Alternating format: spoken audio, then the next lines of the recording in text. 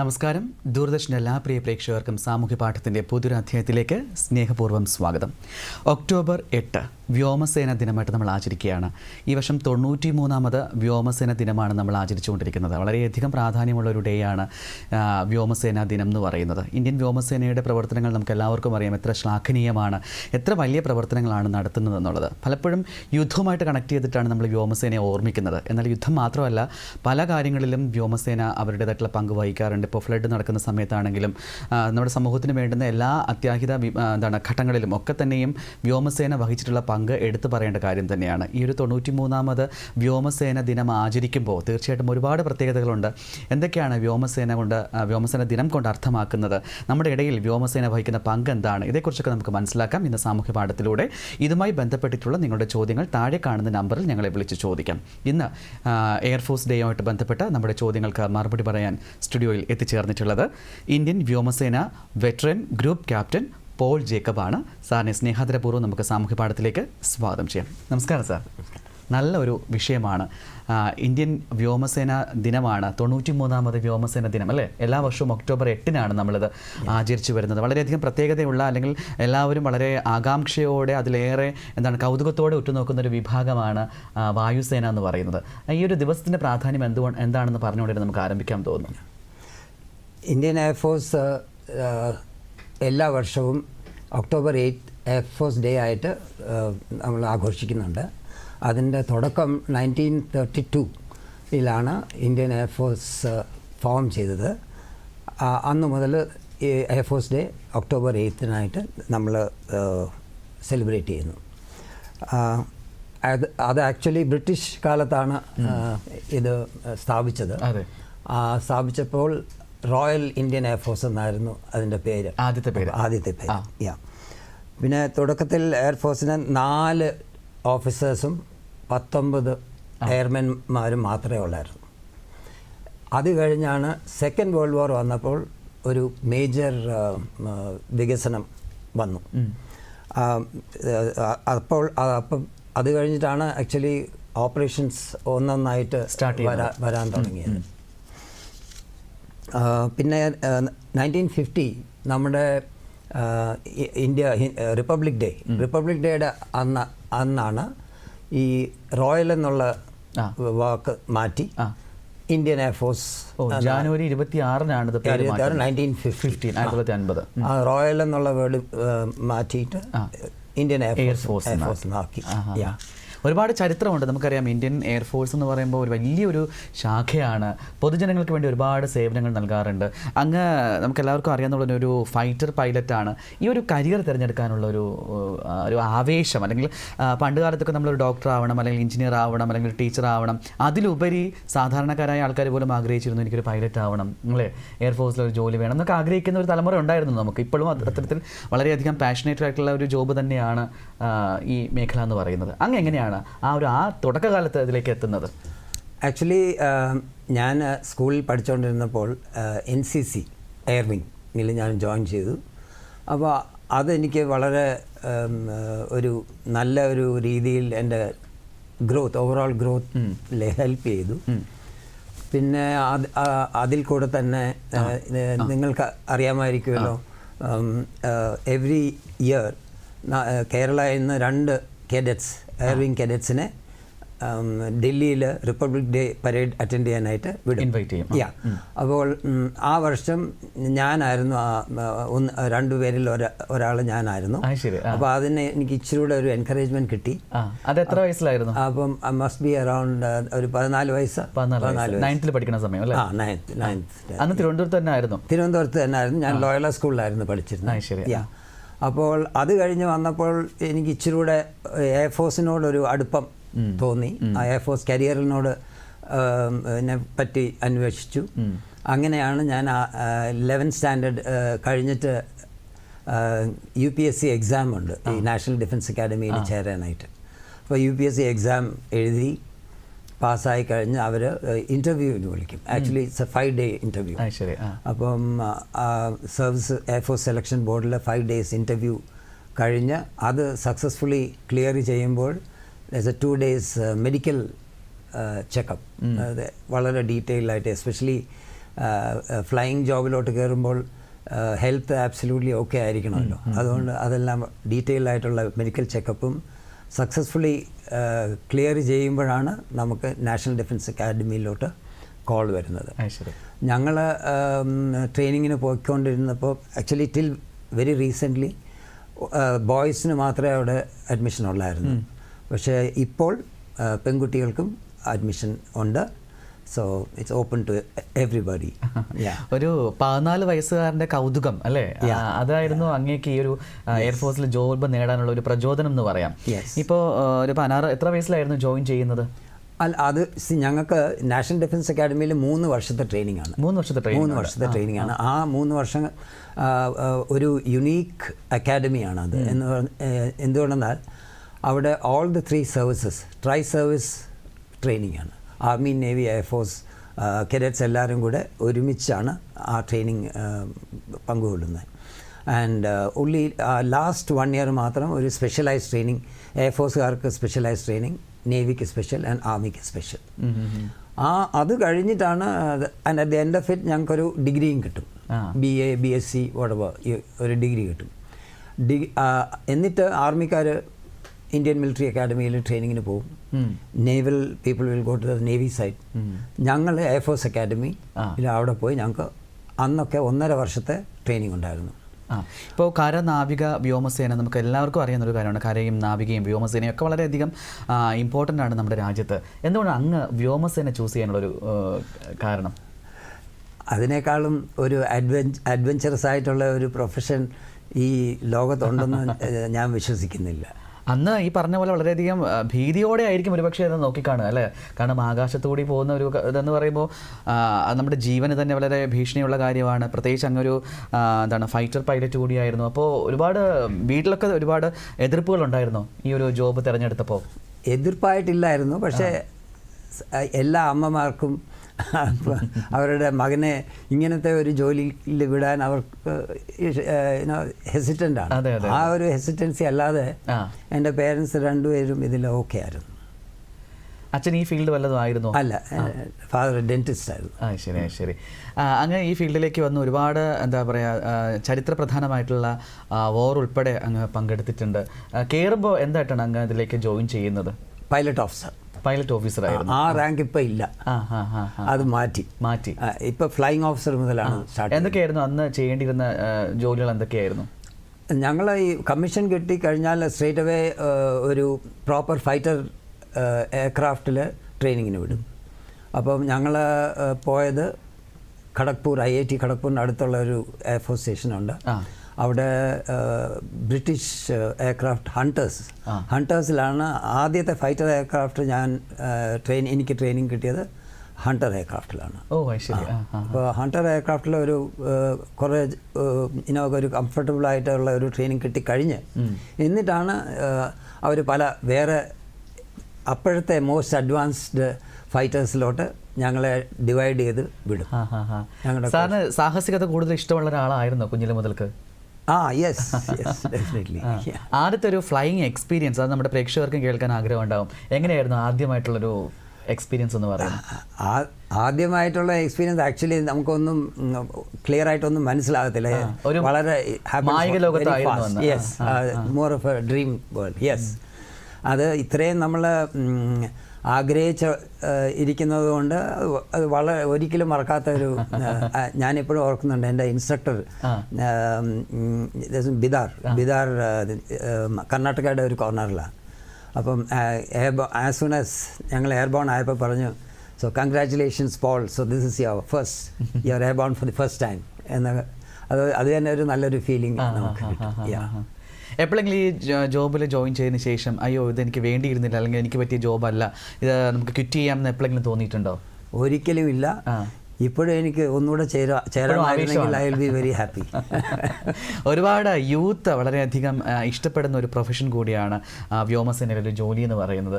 അവരോട് പറയാനുള്ളൊരു ഉപദേശം എന്താണ് അങ്ങേക്ക്, ഇതിൽ വരാൻ ആഗ്രഹിക്കുന്ന കുഞ്ഞുങ്ങളോട്? Indian air force is definitely one of the best careers. നിങ്ങൾക്ക് ചൂസ് ചെയ്യാവുന്ന one of the best careers ആയിരിക്കും, അതിനൊരു സംശയമില്ല.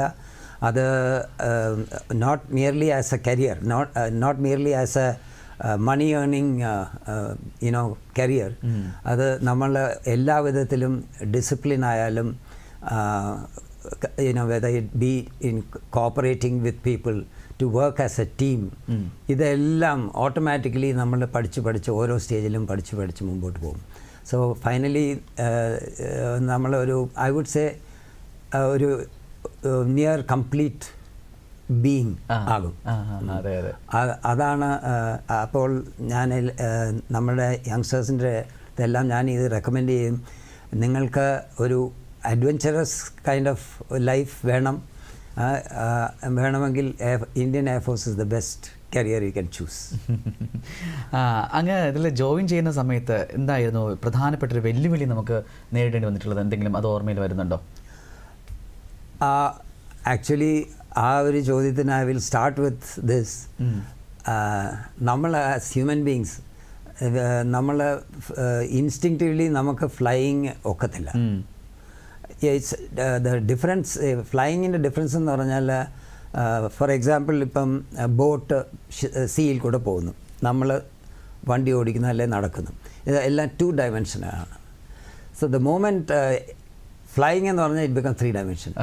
അപ്പം നമ്മുടെ ഹ്യൂമൻ ബോഡി അതിനു വേണ്ടി അഡാപ്റ്റഡ് അല്ല.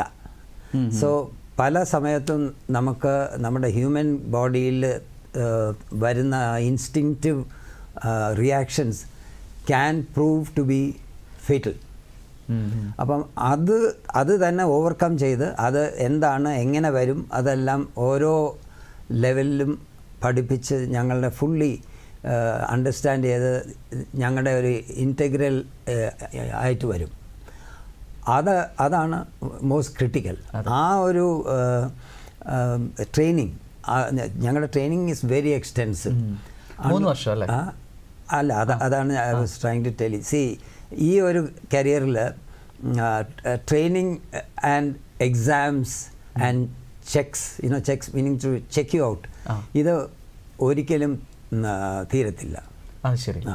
ഇപ്പോൾ 65 വയസ്സായ ഒരാളാണേലും ഫ്ലൈയിങ് ചെയ്യണമെങ്കിൽ ടു അണ്ടർഗോ ടെസ്റ്റ്, എഴുതിയുള്ള written exam. You can imagine 65 വയസ്സുള്ള ഒരു വയസ്സിനിരുന്ന് എക്സാം എഴുതുന്നു, പിന്നെ സിമുലേറ്ററിൽ ടെസ്റ്റ് എടുക്കുന്നു. ആക്ച്വലി ഫ്ലൈയിങ് ദ എയർക്രാഫ്റ്റിൻ്റെ സിമുലേറ്റർ, അതിൽ പല എമർജൻസീസ് തരുന്നു.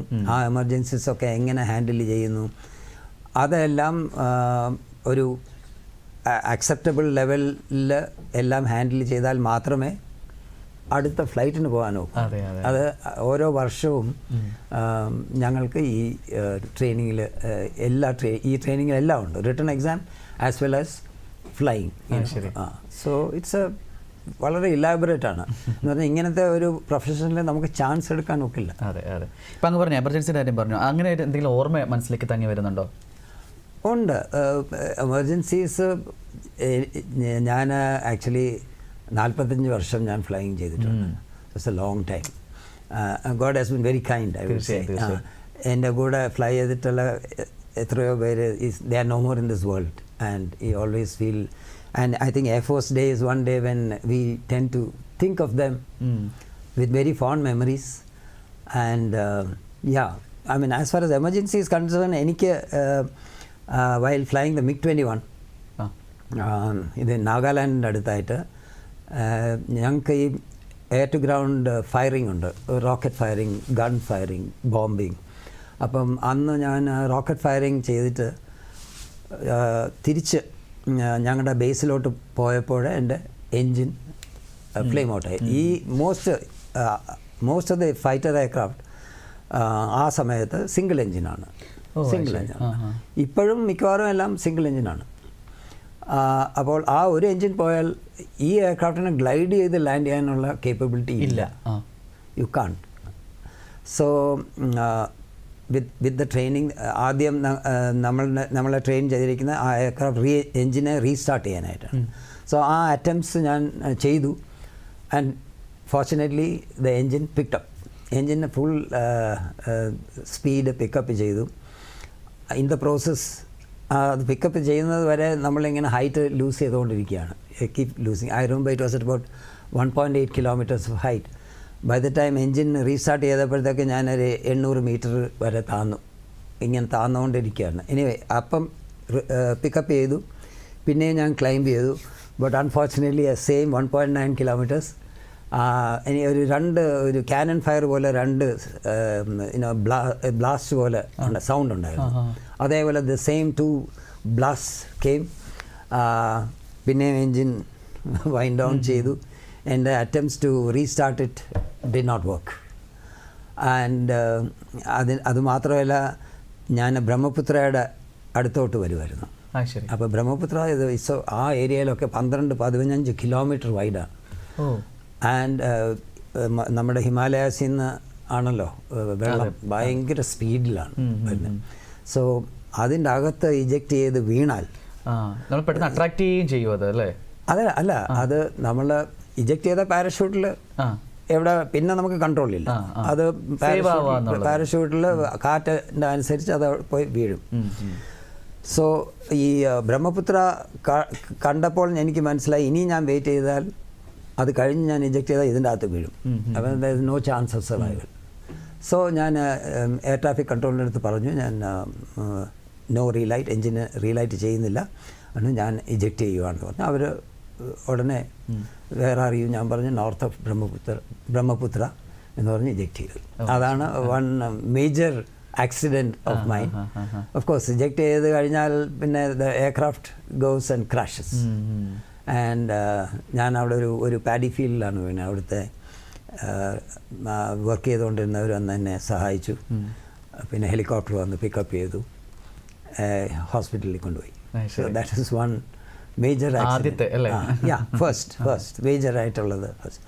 അത് കഴിഞ്ഞ് എന്തെങ്കിലും പ്രൊസീജിയേഴ്സ്, എന്തെങ്കിലും എക്സ്പ്ലനേഷൻ കൊടുക്കേണ്ട ആവശ്യം അങ്ങനെ you have A very detail enquiry. ഇത് എന്തുകൊണ്ട് സംഭവിച്ചു, എല്ലാം ഞാൻ എന്തെല്ലാമാണ് ചെയ്തത്, എന്താണ് ചെയ്യാത്തത്, സോ ഓൾ ദാറ്റ് എല്ലാം വളരെ ഡീറ്റെയിൽ ആയിട്ട് അവർ എൻക്വയറി ചെയ്യും. നമ്മൾ പ്രാക്ടീസ് ചെയ്ത എല്ലാം അതിനകത്ത് എടുത്തിട്ടുണ്ടെന്നൊക്കെ അവർ ചെക്ക് ചെയ്യും, എല്ലാം ചെക്ക് ചെയ്യും. ആൻഡ് ഫൈനലി അതിൻ്റെ റിപ്പോർട്ടും പബ്ലിഷ് ചെയ്യും. ഇപ്പോൾ ആ പൈലറ്റ് ബ്ലെയിം വേർതി ആണെങ്കിൽ അതിൻ്റെ റിക്വയർഡ് അഡീഷണൽ ട്രെയിനിങ്. അപ്പോൾ ടോട്ടലി വല്ല പ്രശ്നമുണ്ടെങ്കിൽ പിന്നെ ചിലരൊക്കെ ഫ്ലൈയിങ് നിർത്തേണ്ടി വന്നിട്ടുണ്ട്. ഇപ്പോൾ വ്യോമസേന എന്ന് പറയുമ്പോൾ നമുക്കറിയാം വലിയൊരു വിങ്ങാണ്. അത് നമ്മുടെ സമൂഹത്തിന് ചെയ്യുന്ന സേവനങ്ങൾ, ഇപ്പോൾ ഈ വെള്ളപ്പൊക്കം വന്ന സമയത്തൊക്കെ ഒരുപാട് എന്താ പറയുക, നമുക്ക് മാതൃകാപരമായിട്ടുള്ള പ്രവർത്തനങ്ങളാണ് നടത്തിയിട്ടുള്ളത്. എന്തൊക്കെയാണ് പൊതുജനങ്ങൾക്കിടയിൽ വ്യോമസേന ചെയ്യുന്ന സേവനങ്ങൾ? ആക്ച്വലി ഞാൻ അതിൻ്റെ കുറേ ഡീറ്റെയിൽസ് എഴുതി വെച്ചിട്ടുണ്ടായിരുന്നു. ഫസ്റ്റ്ലി നമ്മുടെ നേപ്പാളിൽ ഒരു ഹ്യൂജ് എർത്ത് ഉണ്ടായിരുന്നു. അതെ. അപ്പോൾ ആ സമയത്ത് എയർഫോഴ്സ് ഒത്തിരി അവരെ ഹെൽപ്പ് ചെയ്തു. അവരുടെ ആളുകളെ അവിടുന്ന് ഇവാക്യുവേറ്റ് ചെയ്തു, സപ്ലൈസ് കൊടുത്തു, medicines, even hundreds of buildings, houses were totally destroyed. അപ്പോൾ അവർക്ക് വേണ്ടിയ ടെൻസും എല്ലാം എത്തിച്ചു. അത് നേപ്പാളിൽ. പിന്നെ യമനിൽ ഇവാക്വേഷൻ, നമ്മളുടെ ഇന്ത്യൻസിനും അതർ ഫോറിനേഴ്സ്, ആ ഭയങ്കര ഒരു എക്സ്പ്ലോസീവ് സിറ്റുവേഷൻ ആയിരുന്നല്ലോ. അപ്പം നമ്മുടെ ഇന്ത്യൻസിനെയും വേറെ കുറേ ഫോറിനേഴ്സിനെയും അവിടുന്ന് എയർലിഫ്റ്റ് ചെയ്ത് സേഫ് ഏരിയയിൽ കൊണ്ടുവന്നു. പിന്നെ വേറെ എനിക്ക് ടർക്കി ആൻഡ് സിറിയ, അവിടെയും similar thing, during the earth quake, വലിയൊരു എർത്ത് ക്വേക്ക് ഉണ്ടായിരുന്നു. ആക്ച്വലി ഈവൻ ഇൻ പാകിസ്ഥാൻ, നിങ്ങൾ ഓർക്കുന്നോന്ന് അറിയില്ല, പാകിസ്ഥാനിലെ ഒരു മേജർ നാച്ചുറൽ കലാമിറ്റി ഉണ്ടാക്കിയപ്പോൾ നമ്മളാണ് ഒത്തിരി ഹെൽപ്പ് അവർക്ക് കൊടുത്തത്. ഇപ്പോൾ ഈ യുദ്ധം നടക്കുന്ന സമയത്തൊക്കെ തന്നെയും ഇപ്പോൾ അഭയാർത്ഥികളായിട്ട് ഒരുപാട് ആൾക്കാർ വരാറുണ്ട്. അപ്പോൾ അവർക്ക് വേണ്ടുന്ന ഹെൽപ്പൊക്കെ ചെയ്തു കൊടുക്കാറുണ്ടല്ലോ. എന്തൊക്കെയാണ് അവരുടെ ഇടയിൽ ചെയ്യുന്ന പ്രവർത്തനങ്ങളൊക്കെ തന്നെയും? അവർ ഈ ലാൻഡ് ക്രോസ് ചെയ്ത് വരുവാണെങ്കിൽ അതെല്ലാം നമ്മുടെ ആർമിക്കാരാണ് അവരെ ടേക്ക് ഓവർ ചെയ്ത് ലുക്ക് ആഫ്റ്റർ ദം. അവർക്ക് റിലീഫ് ക്യാമ്പ്സും ഒക്കെ, അത് ആദ്യം ആർമി ആണല്ലോ മീറ്റ് ചെയ്യുന്നത്. അതിനൊത്തിരി പ്രോട്ടോകോൾസ് ഒക്കെ ഉണ്ടാവുമല്ലോ. ഉണ്ട്. അത് is handled by the civil. ഞങ്ങൾ ബേസിക്കലി അവരെ എസ്കോർട്ട് ചെയ്ത് handed over to civil authorities. അപ്പോൾ സിവിൽ അതോറിറ്റീസാണ് അത് ആരാണ് എവിടെയാണ് അവരുടെ ഡീറ്റെയിൽസ് എല്ലാം എടുത്ത് ജെനുവിൻ ആണോ അതോ നമ്മുടെ എനിമി ഇൻഫിൽട്രേറ്റ് ചെയ്ത് വരാനുള്ള സാധ്യതയുണ്ടോ? സോ അതൊക്കെ അവർ നോക്കും. ഇപ്പോൾ ഈ ഭക്ഷണ സാധനങ്ങൾ എത്തിച്ചു കൊടുക്കാൻ അതിനൊക്കെ തന്നെ പ്രവർത്തനം നടത്താറുണ്ടോ? ഉണ്ട് ഉണ്ട് ഉണ്ട്.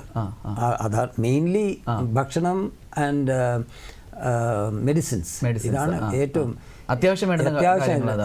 പിന്നെ ക്ലോതിങ് വാം ക്ലോതിങ് എന്ന് പറഞ്ഞാൽ ഈ നേപ്പാളിലൊക്കെ നല്ല തണുപ്പാണ്. അപ്പോൾ അവിടെയൊക്കെ വാം ക്ലോതിങ്ങും ഒരു കൂരയില്ല മേളിൽ എല്ലാം പോയി.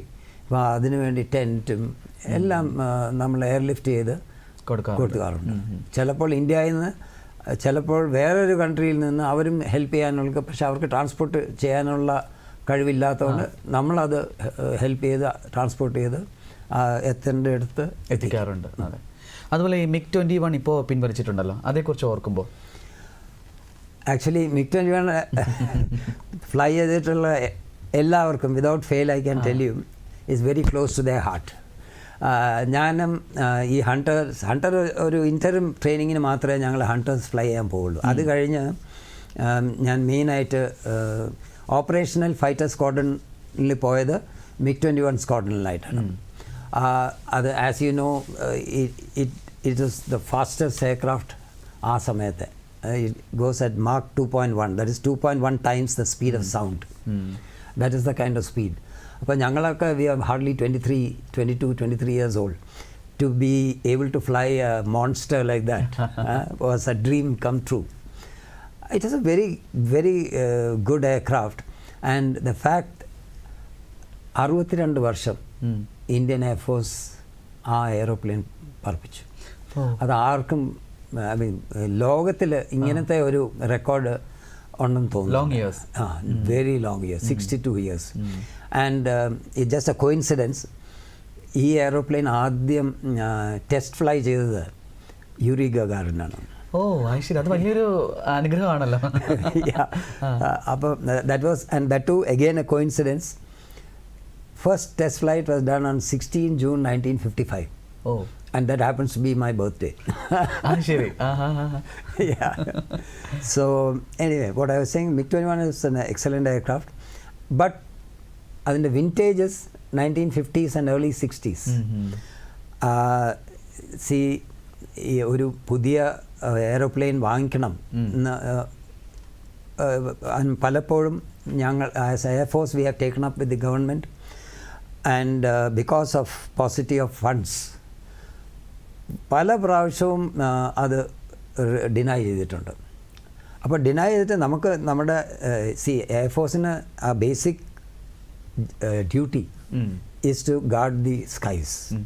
അപ്പം എനിക്ക് പുതിയ എയർക്രാഫ്റ്റ് കിട്ടിയില്ല, അതുകൊണ്ട് ഞാൻ സ്കൈ ഗാർഡ് ചെയ്യാൻ പറ്റത്തില്ല എന്ന് പറയാൻ പറ്റത്തില്ല. That's not possible. അതുകൊണ്ട് ഉള്ളത് കൊണ്ട് വി മേക്ക് ഡു.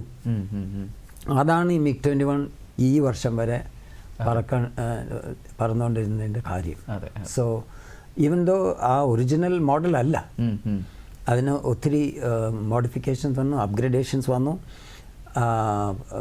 പണ്ട് ഇത് it's A purely analogous cockpit ആയിരുന്നു. എല്ലാ ഗേജസും ഈ ഹാൻഡ് മൂവ് ചെയ്യുന്ന ടൈപ്പ് ആയിരുന്നു. അതൊക്കെ മാറി ഡിജിറ്റലായി. ഈവൻ റേഡാസ് ഒക്കെ വളരെ അഡ്വാൻസ് റേഡാസ് ഫിറ്റ് ചെയ്തു. ഡിജിറ്റലും അങ്ങ് വർക്ക് ചെയ്തിട്ടുണ്ടല്ലോ അല്ലേ? ഉണ്ട് ഉണ്ട്. യാ, അപ്പം അഡ്വാൻസ് മിസൈൽസ് ആയി ഈ സെയിം എയർക്രാഫ്റ്റ്. അപ്പോൾ you can see even as late as op Sindoor അത് യൂസ് ചെയ്തു. മറ്റേക്കാളും കുറച്ചുകൂടി ഈസി ആയി നമുക്ക് കാര്യങ്ങൾ ഹാൻഡിൽ ചെയ്യാൻ അല്ലേ? മനസ്സിലായില്ല. കുറച്ചുകൂടി ഈസി ആണോ നമുക്ക് ഡിജിറ്റലിലേക്ക് മാറുമ്പോൾ? അത് കുറച്ചുകൂടി നമുക്ക് ടെക്നിക്കൽ വൈസും ഒക്കെ നമുക്ക് കുറച്ചുകൂടി ഈസിലി ആണോ? ഡെഫിനറ്റ്ലി അത് വളരെ യൂസർ ഫ്രണ്ട്ലി ആണ്. അപ്പം പൈലറ്റ്സിൻ്റെ ലോഡ് ഒത്തിരി കുറയും. അതിനൊരു സംശയമില്ല. പിന്നെ അതിന് തന്നെ അതിൻ്റെ പ്രശ്നങ്ങളുണ്ട്. You must have seen that F-35 ഇവിടെ വന്നിട്ട് അത് എത്ര I think more than A month ഇവിടെ കിടന്നു. അത് അവർക്ക് എന്തോ ആണ് ആക്ച്വൽ പ്രോബ്ലം കണ്ടുപിടിക്കാൻ പറ്റിയില്ല. Because so much of electronics. അതെല്ലാവരും വളരെ വാർത്താ പ്രാധാന്യം നേടിയതുകൊണ്ട് തന്നെ അതെല്ലാവരും വളരെ ശ്രദ്ധപൂർവ്വം നോക്കിക്കണ്ട ഒരു വാർത്ത കൂടിയായിരുന്നല്ലോ. ഓക്കെ സർ, നമുക്കൊരു ബ്രേക്ക് എടുക്കാം. സാമൂഹ്യ പാഠത്തിൽ ഒരു ചെറിയ ഇടവേള.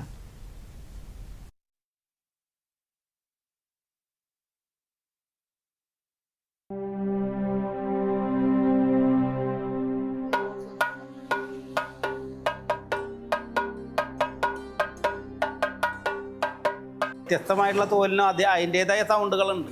ഉണ്ടല്ലേ? ഉണ്ട്. അറിയാൻ പറ്റും. അറിയാൻ പറ്റും. പിന്നെ പരമാവധി നമ്മൾ എല്ലാതും ഒരുപോലെ പണിയും. ചെണ്ടകൾക്ക് ജീവൻ പകരുന്ന തൃശ്ശൂർ ജില്ലയിലെ വെള്ളറക്കാട്ട് എന്ന ഗ്രാമത്തിലേക്ക് ഇതാ ഹെറിറ്റേജ് വൈബ്സ്.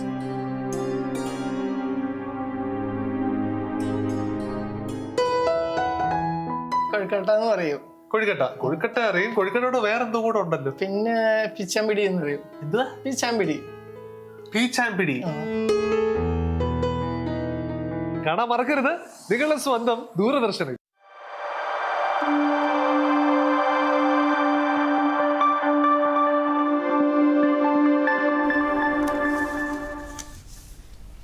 സാമൂഹ്യ പാഠം തുടരുന്നു. ഒക്ടോബർ 8 ഇന്ത്യൻ വ്യോമസേന ദിനമായിട്ട് നമ്മൾ ആചരിക്കുകയാണ്. വളരെയധികം പ്രാധാന്യമുള്ള ഒരു ഡേ ആണ് നമ്മൾ ആഘോഷിക്കുന്നത്. ഇന്ന് ഇന്ത്യൻ വ്യോമസേന ദിനത്തെക്കുറിച്ചും അതിൻ്റെ ചരിത്രത്തെക്കുറിച്ചും എക്സ്പീരിയൻസിനെ കുറിച്ചൊക്കെ നമ്മളോടൊപ്പം സംസാരിക്കുന്നത് ഇന്ത്യൻ വ്യോമസേന വെറ്ററൻ ഗ്രൂപ്പ് ക്യാപ്റ്റൻ പോൾ ജേക്കബാണ്. സാർ, അതുപോലെ തന്നെ ഇതിലേക്ക് കടന്നു വരാൻ ആഗ്രഹിക്കുന്ന കുട്ടികളോട് പറയാനുള്ള എന്തൊക്കെ കാര്യങ്ങളാണ് അവർ ശ്രദ്ധിക്കേണ്ടത്? ഇപ്പോൾ UPSC എക്സാം അവർ എഴുതണം ഉറപ്പായിട്ടും. അല്ലാതെ എന്തൊക്കെ കാര്യങ്ങളാണ് പ്രധാനമായിട്ടും ശ്രദ്ധിക്കേണ്ടത്? ആക്ച്വലി ഇന്ത്യൻ എയർഫോഴ്സിൽ എൻറ്റർ ചെയ്യാനായിട്ട് പല വിധമുണ്ട്, പല എൻട്രീസ് ഉണ്ട്. അപ്പോൾ അതിനെക്കുറിച്ച് ഞാൻ ഇപ്പോൾ പറയാം.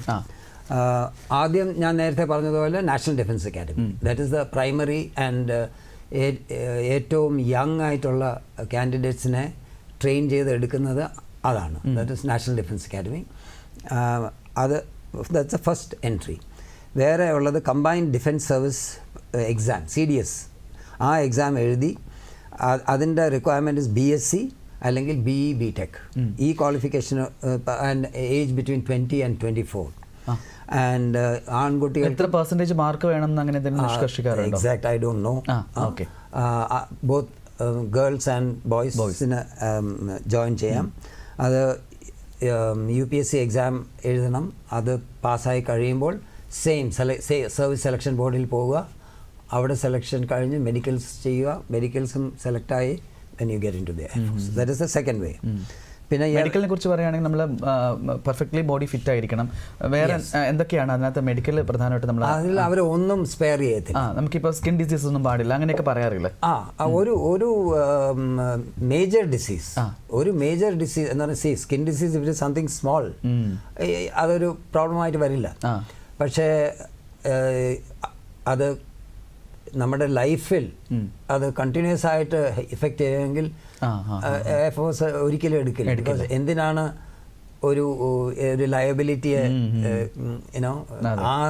ആ സ്റ്റേജിൽ എടുക്കുന്നു, അതുകൊണ്ട് അവരെടുക്കില്ല.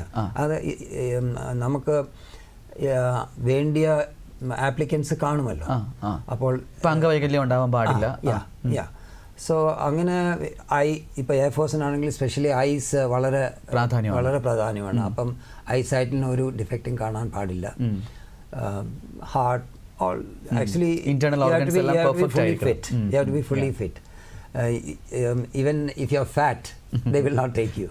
So fit ആയിരിക്കണം. മെഡിക്കൽ കഴിഞ്ഞ അടുത്ത കടമ്പ മെഡിക്കലാണ് ലാസ്റ്റ്. അതാണ്. ആദ്യം റിട്ടൺ എക്സാം, പിന്നെ സർവീസ് സെലക്ഷൻ ബോർഡ്, അവിടെ 5 days interview. Last group interview ആണോ? ഗ്രൂപ്പ് ഇന്റർവ്യൂ ആണെന്നു. അത് പല സൈക്കോളജിക്കൽ ടെസ്റ്റ് ഉണ്ട്, ഗ്രൂപ്പ് ടാസ്ക്സ് ഉണ്ട്, ഗ്രൂപ്പ് ഡിസ്കഷൻ ഉണ്ട്. സാർ ഇതെല്ലാം കഴിഞ്ഞിട്ടാണ്? അന്നും ഇതൊക്കെ ഉണ്ട് ആ കാലത്ത്? യെസ്. 16 വയസ്സിൽ you have to go through all this. Yes, you have to go through all this. പക്ഷെ ഒരു 16 വയസ്സ് ഒരു കാൻഡിഡേറ്റിൻ്റെ അടുത്ത് ഡീൽ ചെയ്യുന്നത് പോലെ ആയിരിക്കില്ല ഒരു BSc 20 വയസ്സുള്ള. It will be different at higher level definitely. പക്ഷേ ആ basics will be the same. അവിടെ ഈ സർവീസ് സെലക്ഷൻ ബോർഡിൽ you have psychologist. So they are sitting and mental health നോക്കും. Yes, attitudes, all those are very important. Leadership qualities. Mainly നമ്മുടെ രാജ്യസേവനമാണല്ലോ ഉദ്ദേശിക്കുന്നത് അല്ലേ? അപ്പോൾ നമുക്ക് അതിനോട് സന്നദ്ധത വേണം, സമൂഹത്തിന് വേണ്ടി പ്രവർത്തിക്കാനുള്ള ഒരു മനസ്സുണ്ടാവണം. അതൊക്കെയാണ് പ്രധാനമായിട്ട് അവർ. യെസ്, അതെല്ലാം അവർ. അതാ ഞാൻ പറഞ്ഞില്ല, 5 ദിവസത്തെ ഇൻ്റർവ്യൂ ആണ്. സോ ഓരോ ഭാഗത്തിലും പല പല ആസ്പെക്ട്സ് നമ്മളെ കുറിച്ച് അവർ പഠിച്ചെടുക്കും. അതെല്ലാം ഒരു അക്സെപ്റ്റബിൾ ലെവൽ ആയാൽ മാത്രമേ അത് ക്ലിയർ ചെയ്ത് അടുത്ത മെഡിക്കൽ മെഡിക്കൽസിന് അവർ വിടുകയുള്ളൂ. ഇപ്പോൾ ഗ്രൂപ്പ് ഇൻ്റർവ്യൂവിൽ അങ്ങനെയൊക്കെ എന്തെങ്കിലും ടിപ്പ് പറഞ്ഞു കൊടുക്കാനുണ്ടോ ഇത് കണ്ടുകൊണ്ടിരിക്കുന്ന ഇതിൽ വരാൻ ആഗ്രഹിക്കുന്ന കുട്ടികൾക്കായിട്ട്? അങ്ങനെ അങ്ങയുടെ ഒരു എക്സ്പീരിയൻസ് വെച്ച് നോക്കുകയാണെന്നുണ്ടെങ്കിൽ എന്തായിരിക്കും നമുക്കൊരു മെയിൻലി നമുക്ക് പറഞ്ഞു കൊടുക്കാൻ പറ്റും? ഫസ്റ്റ്ലി വളരെ ഫ്രാങ്ക് ആയിരിക്കണം, ഒന്നും ഒളിച്ചു വെക്കരുത്. സോ വളരെ ഫ്രാങ്ക് ആയിട്ട് ഡിസ്കസ് ചെയ്യുക, ഓപ്പൺ ടോക്ക് തന്നെ ആയിരിക്കണം, ഓപ്പൺ ആയിരിക്കണം. നമ്മുടെ ഫീലിങ്സ് ആയിരിക്കണം. നമ്മളുടെ ഇപ്പം ചിലപ്പം ഒരു ഡിസിഷൻ എടുക്കാൻ പറയും, അത് നമ്മളുടെ ഉള്ളിൽ നിന്ന് വരുന്ന ഒരു ഡിസിഷൻ ആയിരിക്കണം. What ever intelligence we have, what ever knowledge we have, അത് ഉപയോഗിച്ച് ഒരു ഡിസിഷനിൽ എത്തണം. ഒരു കൺഫ്യൂഷൻ മൈൻഡ് ഒരിക്കലും പാടില്ല. അത് വരരുത്.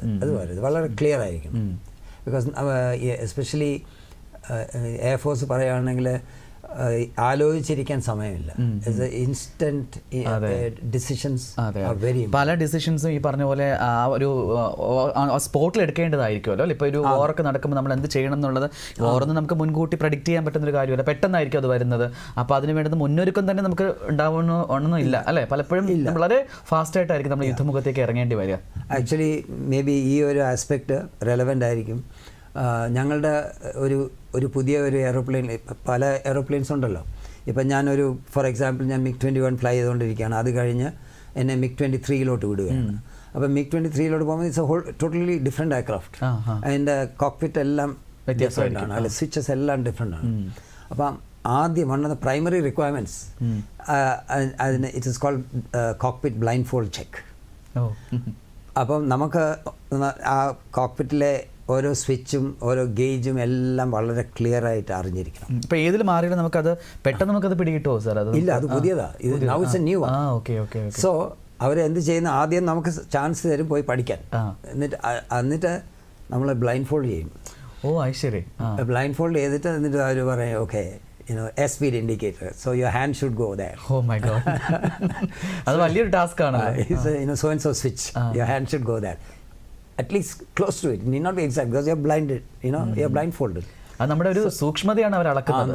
Because for example you could have smoke in the cockpit, ഒന്നും കാണില്ല.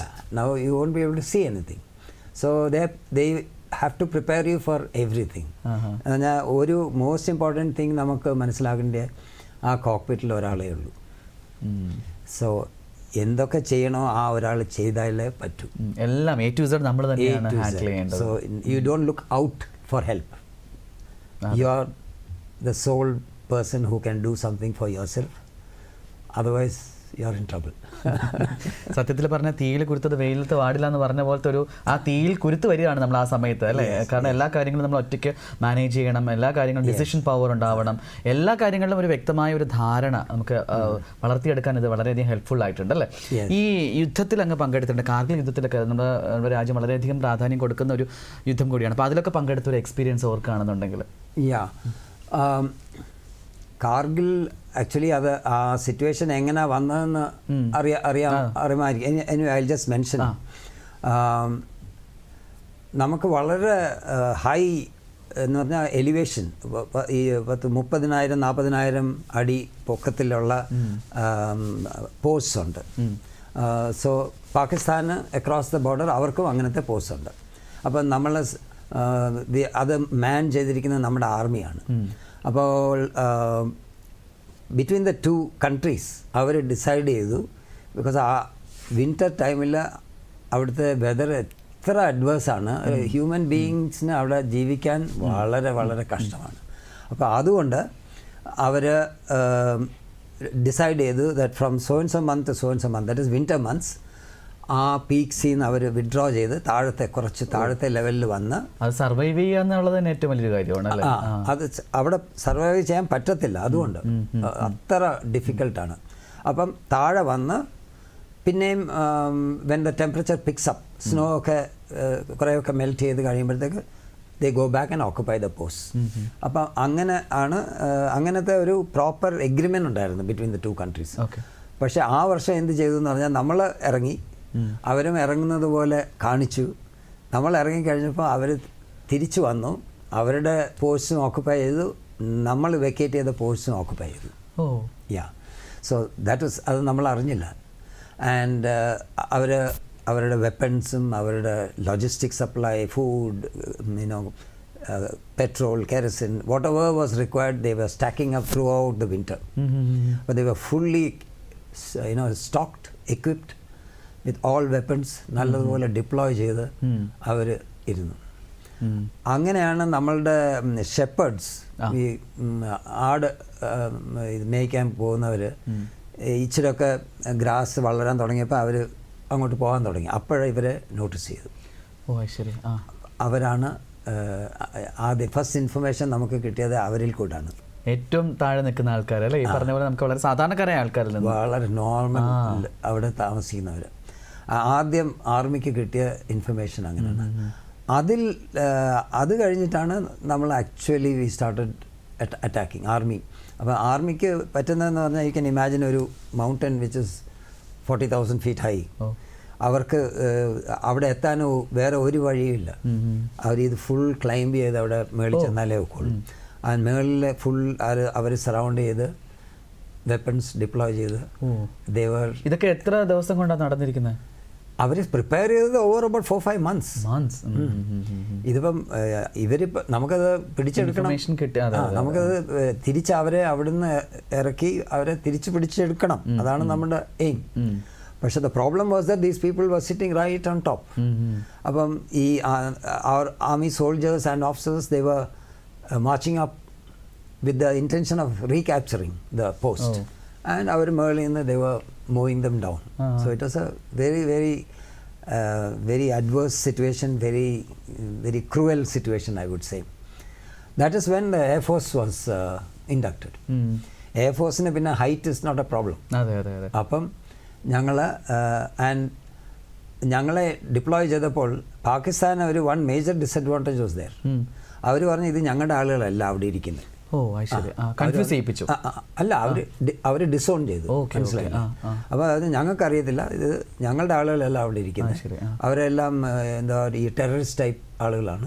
So we've got officially as a country we've got no control over it എന്ന് പറഞ്ഞ്. സോ അതിന് അവർക്കൊരു നെഗറ്റീവ് ആസ്പെക്ട് ഇസ് ദാറ്റ് അവരുടെ എയർ അവർക്ക് യൂസ് ചെയ്യാൻ പറ്റില്ല. ദേശം അവരുടെ ആളുകളല്ല. അപ്പോൾ പിന്നെ എന്തിനാ, why should they use? And നമ്മുടെ international borders never crossed.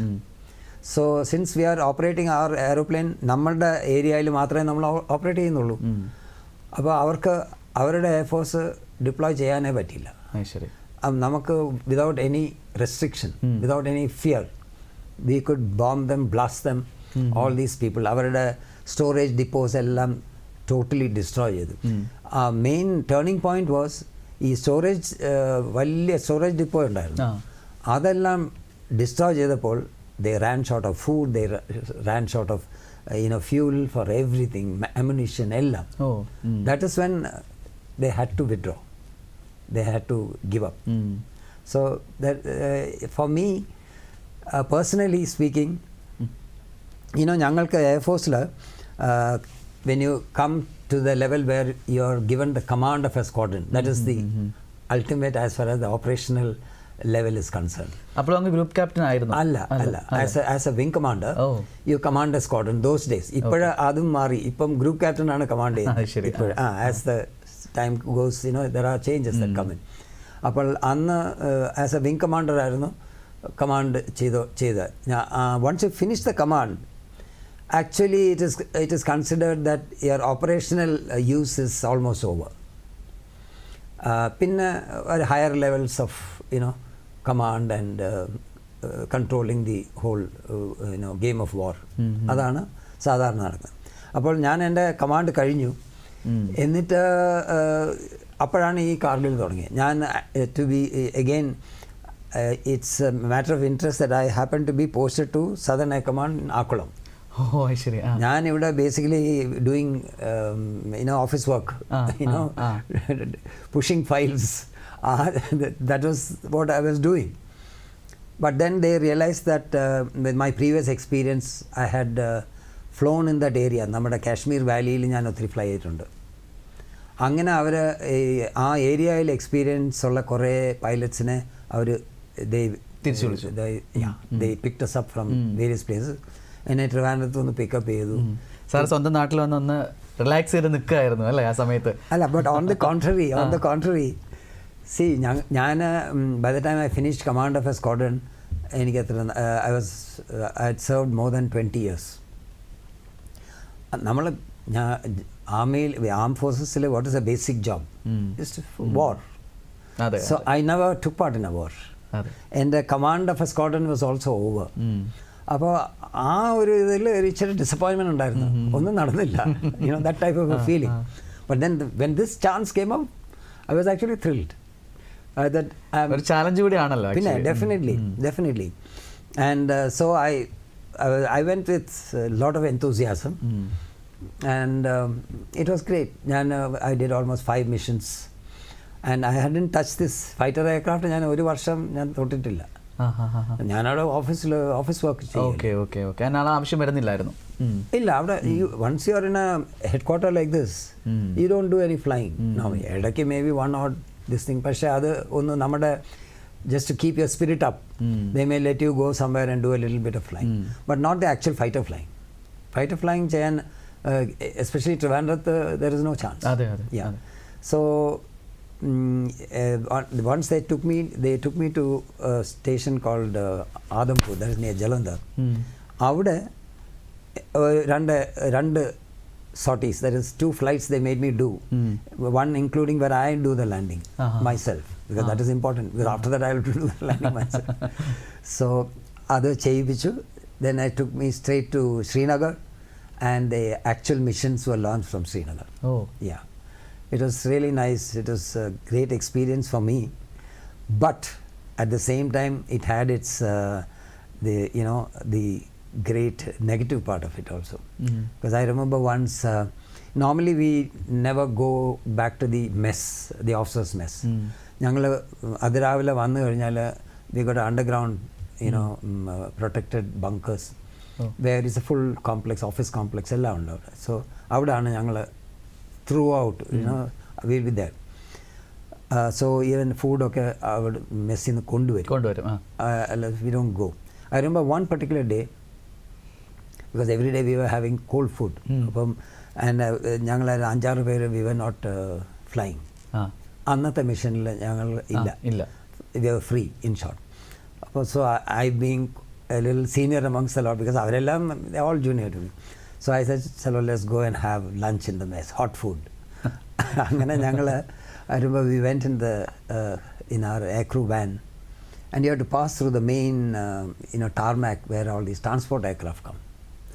Out of power we saw all these black coffins lined up. Namada soldiers. So that really set us going. I said, then we realize that you really need to carry out these missions with absolute accuracy and destroy those people as early as possible, because every hour, every day they are losing our people. അല്ല sir, അത് പറയുമ്പോൾ പോലും സാറിൻ്റെ കണ്ണുകൾ നിറയുന്നുണ്ട്. കാരണം ആ ഒരു experience, അതൊരു ഗ്രേറ്റ് എക്സ്പീരിയൻസ് ആയിട്ട് പറയുന്നുണ്ടെങ്കിലും നമുക്ക് അത് സാധാരണക്കാരായ നമ്മളെപ്പോലുള്ള ആൾക്കാർക്ക് അത് എത്രത്തോളം ചങ്കിടിപ്പ് ഉണ്ടാക്കിയതാണ്, അല്ലെങ്കിൽ എത്രത്തോളം എന്താണ് വളരെ നമ്മളെ മനസ്സിനെയും ശരീരത്തെയൊക്കെ നമ്മൾ ഉലച്ചു കളഞ്ഞ ഒരു സംഭവം കൂടിയായിരുന്നല്ലോ അത്. വളരെ വളരെ ഒരു എന്താ പറയുന്നത്, ഇമോഷണൽ. ഞങ്ങൾ എല്ലാവരും അത് കണ്ടപ്പം because we don't normally see. ഞങ്ങൾ അതിരാവിലെയാണ് വരുന്നത്, ബിഫോർ സൺറൈസ്, ആൻഡ് പോകുന്നത് രാത്രിയാണ്. So we don't see anything. അവിടെ ഒന്നും എല്ലാം ഡാർക്കാണ്. This happen to be. അന്ന് ഞങ്ങൾ ഉച്ചയ്ക്ക് പോയതുകൊണ്ട് കണ്ടു. It is terrible. നമുക്ക് പലപ്പോഴും ഈ യുദ്ധങ്ങളൊക്കെ വരുമ്പോൾ ഒരു മുന്നൊരുക്കം എന്ന് പറയുന്ന ഒരു സമയം, സാവകാശം നമുക്ക് കിട്ടാറുണ്ടോ? അല്ലെങ്കിൽ അതിനുവേണ്ടി പ്രത്യേകിച്ച് എന്തെങ്കിലും നമുക്ക് ട്രെയിനിങ്ങോ അങ്ങനെ എന്തെങ്കിലും സാധാരണഗതിയിൽ തരാൻ സമയം കിട്ടാറുണ്ടോ സാർ? അതിനെക്കുറിച്ച് എങ്ങനെയാണ്? അത് ആസ് എൻ ഒരു combat unit suppose to be 365 days ready ആയിരിക്കണം. അങ്ങനെ എപ്പോഴും അലേർട്ടായിട്ട് തന്നെ 365 days. You can never be sure when you will have. ഏത് സമയവും എന്ത് നടക്കാം. പക്ഷേ നമുക്ക് you have this reconnaissance aircraft. ആർമിയുടെ തന്നെ റെക്കി ഗ്രൂപ്പ്സ് ഉണ്ട്. അവർ ഇൻ ബോർഡർ ഏരിയയിൽ ദേ ഗോ അക്രോസ് നമ്മുടെ എനിമി നേഷനിൽ പോയി they are listening, they are trying to find out what they are doing. അപ്പോൾ അങ്ങനെ ചിലപ്പോൾ ഇച്ചിരി അഡ്വാൻസ് നോട്ടീസ് കിട്ടും, സാധാരണ കിട്ടും. ബിക്കോസ് അത് അവരുടെ പ്രൈമറി ജോബാണ്. ഈ അവർ ഏജൻറ്റ്സ് ഹു ആർ ദെയർ, അവരുടെ primary job is to find out what is happening. So അവരിൽ കൂടെ ഡെഫിനറ്റ്ലി ഒരു സം ലെവൽ ഓഫ് ഇൻഫർമേഷൻ വരും. പിന്നെ ഞങ്ങൾ റെക്കഗ്നൈസൻസ് എയർക്രാഫ്റ്റ് അയക്കും. Okay. For example the MiG-25 aircraft അത് ഇറ്റ് ഫ്ലൈ സോ ഹൈ. നമ്മുടെ ഈ ഏരിയയിലുള്ള especially from the Pakistan side they didn't have any aeroplane. ഈ MiG-25നെ ഇൻ്റർസെപ്റ്റ് ചെയ്യാനായിട്ട് ഒരു എയ്റോപ്ലെയിനും ഇല്ലായിരുന്നു. അപ്പോൾ MiG-25ന് without any restriction could fly through Pakistan without any fear, photograph the whole area and come back. അങ്ങനെ ഞങ്ങൾ ഇൻഫർമേഷൻ ഗ്യാദർ ചെയ്ത് whenever they try to have a conflict with us, we did have some information. നമ്മൾ totally blind ആയിരുന്നില്ല. Totally blind ആകരുത്. then that means there is something wrong.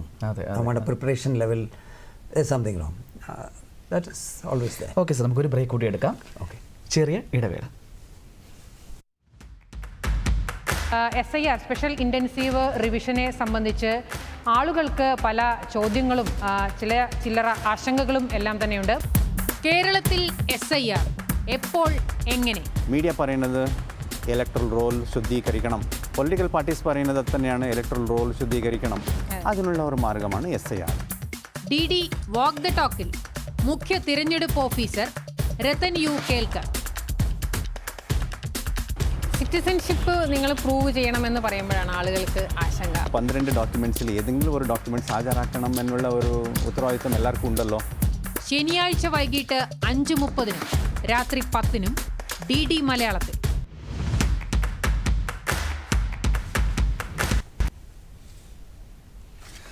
സാമൂഹ്യ പാഠം തുടരുന്നു. Sir, അങ്ങ് ഒരു കൊമേഴ്സ്യൽ പൈലറ്റും കൂടി ആയിരുന്നല്ലോ അല്ലേ?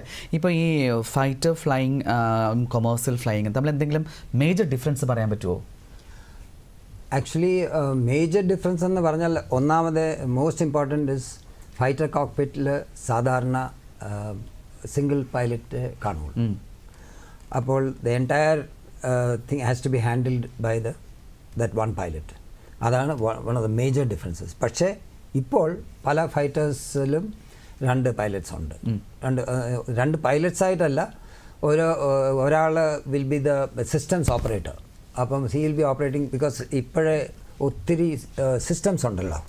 റേഡാർ ഹാൻഡിൽ ചെയ്യണം, മിസൈൽസ്, പല മിസൈൽസ് ഉണ്ട്, ഡിഫറെൻറ്റ് ടൈപ്സ് ഓഫ് മിസൈൽസ് ഉണ്ട്. അതെല്ലാം ഒരു പൈലറ്റിന് ഹാൻഡിൽ ചെയ്യാൻ ഒക്കുകയില്ല. ഇപ്പോൾ ഓപ്പറേഷൻ സിന്ദൂറിലൊക്കെ നമ്മൾ നോക്കുമ്പോൾ അപ്പോൾ വേറെ ഒരാളും കൂടെ കാണും ആ എയ്റോപ്ലെയിൻസിൽ.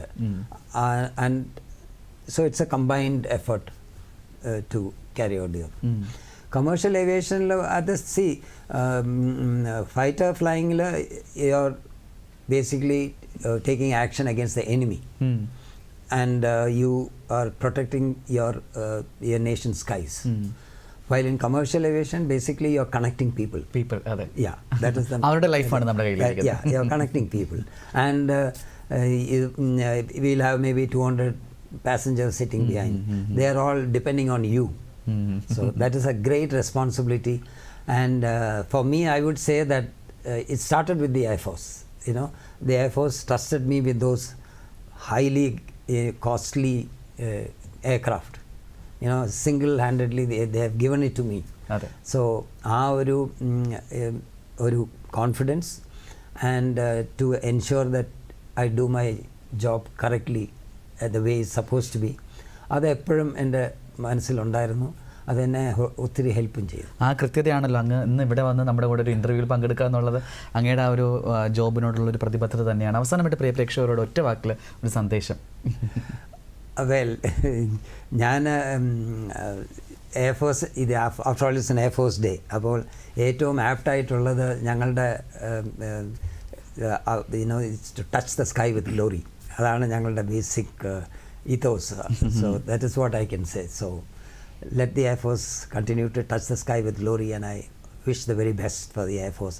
And thank you all the viewers. ഞങ്ങളുടെ കൂടെ ഈ ഒരു 50 minutes ഇരുന്നതിൽ വളരെ സന്തോഷമുണ്ട്. എനിക്ക് നിങ്ങളുടെ കൂടെ സംസാരിക്കാൻ കിട്ടിയ ഈ opportunity I will always value it. Thank you. Okay sir, ഒരുപാട് കാര്യങ്ങൾ നമ്മുടെ ഒരു എയർഫോഴ്സ് ഡേ ആയിട്ട് ബന്ധപ്പെട്ട് സാർ പറഞ്ഞു തന്നു. ഒരുപാട് നന്ദി അറിയിക്കുകയാണ്. തിരക്കൾക്കിടയിലും നമ്മുടെ ക്ഷണം സ്വീകരിച്ചു ഇവിടെ എത്തി ഇത്രയും കാര്യങ്ങൾ എയർഫോഴ്സ് ഡേ ആയിട്ട് റിലേറ്റ് ചെയ്ത് പറഞ്ഞതിൽ ഒരുപാട് നന്ദിയും സ്നേഹവും കടപ്പാടും അറിയിക്കുകയാണ്. ദൂരദർശൻ്റെ പേരിലും സാമൂഹ്യ പാഠത്തിൻ്റെ പേരിലും പ്രിയ പ്രേക്ഷകരുടെ പേരിലും thank you so much sir. Thank you. സാമൂഹ്യ പാഠത്തിൻ്റെ ഇന്നത്തെ ഈ അധ്യായം ഇവിടെ പൂർണ്ണമാകുന്നു. സാമൂഹ്യ പ്രതിബദ്ധതയുള്ള മറ്റു വിഷയങ്ങളുമായി വീണ്ടും കാണാം. ഈ പരിപാടി കണ്ടുകൊണ്ടിരുന്ന ഇതിൽ പങ്കെടുത്ത എല്ലാ പ്രിയ പ്രേക്ഷകർക്കും നന്ദി, നമസ്കാരം.